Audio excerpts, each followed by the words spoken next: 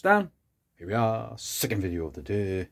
I put these binoculars on top of this first aid bag because that chair is just absolutely covered in cat fur. Call me lazy. So what have we got here? Well, these are a pair of Nitschke Genira 6x30s. These are a bit of an oddball. So Nitschke and Gunther, it should be, were, late 19th century makers of eyeglasses and optics. They were expropriated in 1945 and basically taken over. The Rathenau side of it ended up in the DDR, I believe. Now, 6x30, I can only find another pair online that were in the Ukraine somewhere. I didn't get a chance to translate it. They're mainly 8x30, so they're a bit of an odd size. But on the front of them,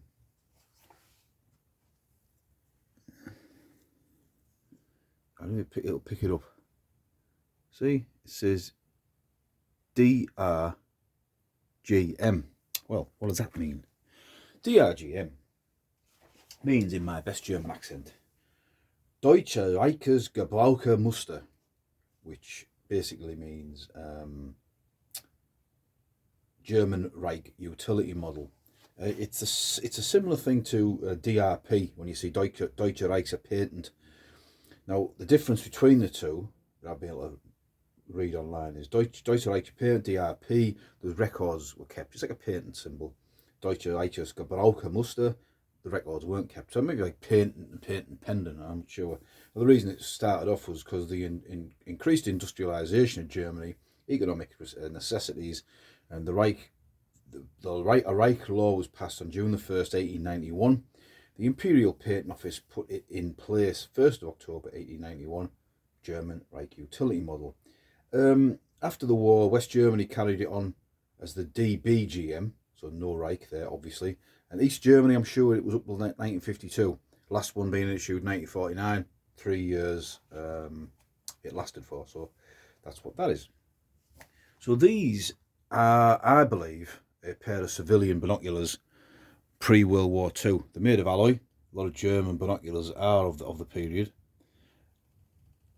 And they are very similar to the Zeiss pair that I've got here. Binoculars look like binoculars, don't they? But central focus and wheel, which is very common with civilian binoculars. Because the military, I believe there is military binoculars with central focus and wheels, but at that period, World War II, the military preferred individual eyepiece focusing. Now, what year do I think they are? They have no serial number on, so it's a bit difficult to exactly date them, but I believe they're pre-Second World War, simply because these are 1936. I think 36 or 34, I can't remember. I got these professionally restored, which cost me for 50 quid. They did do a good job, mind. So these are 6x30, which is the standard size of the German field glasses that an NCO would carry during the Second World War. They are not post-war because the niche company was wound up, it was taken over, and it ceased to exist after 1945. And I don't believe that the Germans were making 6x30 optics for the civilian market during World War II. I definitely don't think so. Anyone got any thoughts on that, feel free, but yeah, I feel these are 1930s.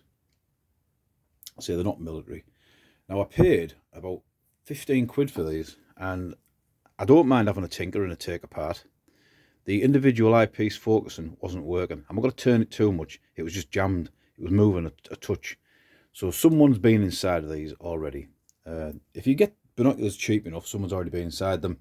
Why not give them a go, see if you can get them to work. And I have a little tool thing to get in the fronts. I got in the fronts and cleaned out the insides and stuck a Q-tip down, clean, then a dry cloth. The tops were a bit more difficult. Someone had drilled a hole basically in a place here to put a grub screw in. to hold the eyepiece focus, and so it all turns. It had slipped out of its little notch, and the actual focusing lens inside was no silicone grease on the thread. So I put a bit of silicone grease on, so that turns freely now. And apart from this one here, I just took the lens off and I was able to get a Q-tip in. I didn't take the prisms out. Apart from a couple of spots in this left eye, they are quite usable now. I wouldn't probably go taking them out every day and turn, that'll probably fail again at some point because the plastic was a bit cracked. This needs reseating as well, needs to come off, but I've got a set of sort of precision screwdrivers, but I haven't got like really good ones, and I just couldn't quite get that to turn. I thought I was going to strip the little flat spots, so I've left them as they are, and put a hot hairdryer on as well to loosen up any of the old grease and give them a general clean down. And £15, I think they were £18 with the postage. A nice pair of pre-World War II, I believe, Nitschke of Rathenau binoculars, and they are very, very, very usable. So, and one thing I did learn taking these apart, I'm actually starting to get to the point where I'm having more successes than failures with binoculars, so I'm getting some experience.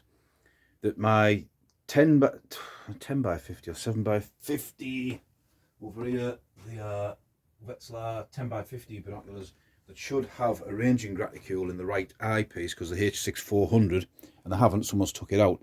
When I was taking these two off here with my little tool, I found like a little lens on the top, so that's where the glass reticule would go. So now I know how to do it if I can get one, but sourcing them the right type as well for the binoculars. If I did come across one, I'd be able to put them back together. And in other news, while I'm at it, I hope you enjoyed my shooting video the other day with this little beastie. As soon as it went off camera, I thought, oh, I'll have another shot, another magazine, another 10 rounds. I put another 10 rounds in. I thought, I might put another 10 in, I'm going in. Ran out of gas, and these lead balls can go and bugger off, basically. I won't be using these things again, because if anyone out there who knows anything about these, please help me. I ran out of gas, and these lead balls don't take any mucking about with, and I was pulling on the spring, and one of them or two of them might have been a bit deformed anyway. They wouldn't come out the hole. A bit more playing around, I realised I'd really deformed them, so they're stuck in there now. They'll move up and down there, I can't get them out the hole. I'm going to have to take that off, I think, and that if that's how you strip the magazine, I'm not sure. So that's something I'm going to have to. I put it away in disgust. I was so peed off with myself. Typical of me. When I shoot this again, I'm not a big shooter in the back garden. Steel BBs only. Lead BBs. Be very careful with them because they deform. And as I was playing around with it yesterday, trying to figure out a way of getting them out, I realised I remembered someone saying that they get easily deformed in the magazine. So there you go. And I'm not sure if there's actually one jammed in the barrel. It might be the one that's jammed in the barrel has caused all these problems. Even with a full brand new CO2 cartridge in, the gas just came out the sides. Don't want to blow the seal. So yeah, do I need a special tool to take that off? Don't know. Anyone out there who's an expert on BB guns? So there we go.